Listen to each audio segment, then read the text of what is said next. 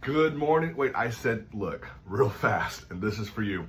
I gave you all credit for the stories, the 3 stories, but something happened. Something was amiss, something was awry in the directions. Let's try this all again. Some of you all just explained the stories. Some of you all kind of told me what the story might have been about, but I wanted you to actually practice telling the story. Some of you did it, but then you read it. No reading. I want it to come from here or from here. You already know how we do. I wasn't really taking off for verbal fillers, but if that's a skill we've already been working on, why not keep going? I'm going to model it for you. You would start the same things. The very first words out of your mouth should be some sort of something that brings us in. It could be a question to the audience, a rhetorical question to the audience, or something you actually want them to answer. It could be a fire line. It could be a quote. You can even start with an activity or skit, but that depends on what you're trying to do. The purpose of this assignment was getting you comfortable telling stories, because you can use these stories in your speeches to help prove a point. It can also help to you can start your speech with a story for sure, but it helps bring the audience in. People love to laugh or think or cry or whatever the case is, there's all these different types of stories. The stories usually have an animal. The turkey and the bull, the 2 frogs in the well, the elephant story, the boy and the butterfly. There's usually some sort of animal, it seems. The horse and the donkey and the well. I guess I already said that one. But whatever it is, they don't have to have animals in it, but that's usually what they have. These are short little stories. You could expand this story to make it 4 or 5 minutes, or tell the story in 30 seconds if it's a part of a larger speech. I want you to start strong, tell a story. Tell me what we're supposed to learn from the story. Transition. Tell another story. What we're supposed to learn from that story. Transition. Tell another story.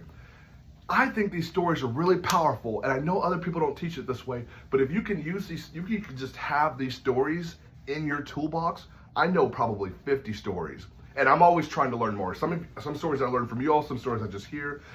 But if I'm ever wondering how to start a speech, let me just start with a story. If I'm ever nervous, and there's times that I've been nervous, okay, I don't know how to jump in.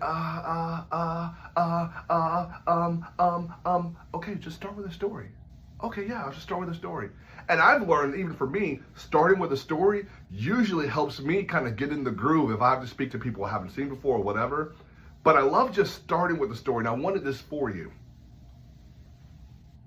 Now, the 3 stories don't have to connect, but why not? Maybe let's do that. In this new story, in this new assignment, I want the stories to kind of connect for some overarching theme. Maybe you're talking about forgiveness, and you're going to find 3 stories that kind of weave in this idea of forgiveness. Or maybe you're talking about relationships, or you're talking about never giving up, or whatever the case is, but maybe finding that. How many dreamers do I have in the room? Show of hands. I know there's some dreamers in the room. I myself am a dreamer. I just want to make sure I'm talking to my tribe. There's a story of the turkey and the bull. Now, the turkey is a big dreamer, similar to you. He has big dreams, and he tells the bull, who's his best friend, says, hey, you see that? That's the tallest tree in the farmer's land, and I want to be able to climb to that tree. The bull says, well, you have wings, why don't you do it? Well, I think I can, but sometimes I just feel that I can't. The bull considers this and says, well, if you're a dreamer, maybe you're going to be willing to do things that you don't want to do to get to where you want to go. And the turkey says, okay. The bull says, well, I've seen humans eat people such as myself, cows, for consumption, and they get stronger. Maybe there's protein in it, but I don't want you to eat me because we're best friends. Maybe if you eat my manure, my dung, it'll get you stronger. And the turkey says, you want me to do what? I know you said sometimes you have to do things you don't want to do to get to where you want to go, but I don't know about eating bull's manure. But the bull says, if you're a dreamer, you'll do what it is. You'll do what it takes to make it possible. Turkey considers this and said, okay. And every day the turkey is eating the bull's manure. And he does what he doesn't want to do to get to where he wants to go. One day the turkey says, okay, I've got it. I can do this. And the turkey starts flying. He makes it all the way to the top of the tree. He says, oh, I did it. Oh, bull, what's up? Chickens holler at me. Pigs, yo. And the farmer sees a crazy sight. The farmer sees the turkey at the tallest tree in his land. And the farmer, being the farmer, takes his shotgun, shoots the turkey dead. Whoa, whoa, whoa, whoa, whoa, whoa, whoa, whoa. Now you're probably wondering, okay, Mr. Harris, what kind of story is this? I mean, the turkey had a dream, and I'm a dreamer, and the turkey did what it didn't want to do to get to where it wanted to go. And every day he worked on that dream, and I'm doing the same thing. And the turkey got there. He got to what he was wanting to do, and then he died. What's the moral of the story? The story is easy. Bull crap will get you to the top, but it won't keep you there. Friends, I don't know what you're dreaming on, but dreaming is not the same as achieving, and it's going to take real work. If you are a dreamer, it starts with a dream. Everything you see started with an idea. The iPhone, the computer, sunglasses, clothing, it all started with an idea. It was a dream that became true, but somebody had to work on it. And bull crap will get you to the top, but it will not keep you there. You're going to have to do some real work. It reminds me of another story of two students who had big dreams, something they wanted to accomplish. They're climbing up this mountain, Palo Alto College Mountain, and it's tall, it's high, and it's windy, and it's rugged. The students are just exhausted, and they've been climbing for days, and days turned into almost a week. I mean, it is just this high mountain. And one day, the angel of the mountain comes along and says, I will grant you both one wish, whatever your heart desires. First student says, I just wish for this mountain to be gone. The angel says, you've got your wish. Poof, the mountain disappears. And the student falls to his death. Ah, ah, poof. The angel says to the next student, what is your wish? Something that your heart desires. The student looked down and considered what happened to the former student and says, I don't know. And then, in a moment of despair, the student looks up. In a moment of defeat, in a moment of being downtrodden, the student looks up. And the student says, I wish for the strength to keep going. And the angel says, your wish has come true. Friends, many people want their mountain, their hardships, their situations, their struggles to disappear.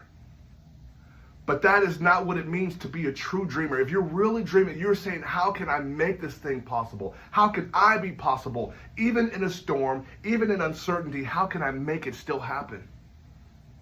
Do you wish for the mountain to disappear, or the mountain in your life, whatever it is, do you wish for the strength to keep going? Don't miss this. Even in that uncertainty, he felt defeated. He didn't look down, he looked up. What are you looking up to? I want to leave you this final idea.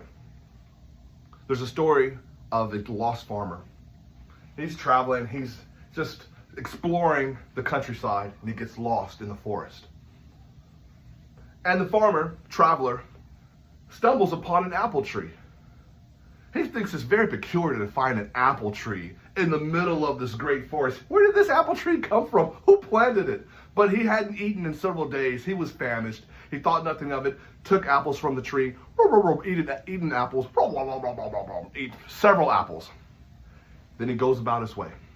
The tree was not happy about this, but the tree thought, hey, it's just one person. I'm not going to say anything about it. Also, in this story, the tree can talk. Several days later, the same person, the same lost farmer, the same lost traveler comes back with 12 other travelers and says, look, y'all, this is the apple tree that saved me in my time of need. And they're all famished, and they run to the apple tree and start eating the apples. Now the tree is furious. He has had it. He says, okay, enough. Last time you guys came here by yourself and you ate my oranges, and I didn't say anything about you eating my oranges, and I don't want people eating my oranges. And now you brought all these people and they've eaten my oranges, and I don't want people eating my oranges. And the traveler says, wait, what? Oranges? There's no oranges here. You're an apple tree.